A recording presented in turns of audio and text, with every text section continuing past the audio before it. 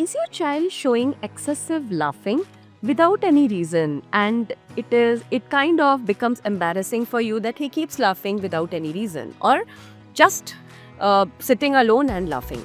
Usually the child will show excessive laughing or smiling or any kind of emotional expression either when the child is excited or happy, or he doesn't know when to show what kind of emotion.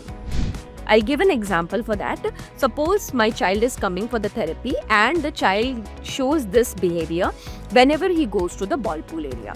So, the moment he goes to the ball pool area, he for some time he's fine, but then he starts showing that excessive laughter. I will jot down the time till when he doesn't show that behavior. The moment that time is getting over, I will bring him out of the ball pool area. So I won't allow him to reach that exciting level.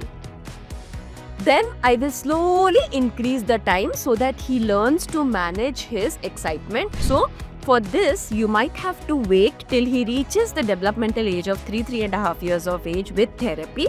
And during that time, the therapist might himself add the emotional understanding, teaching, and he will start understanding. There are few medications that can be given to reduce these behaviors or of excessive laughing or excessive anger bursts, and this medicines will help him to calm down or to not show these behaviors.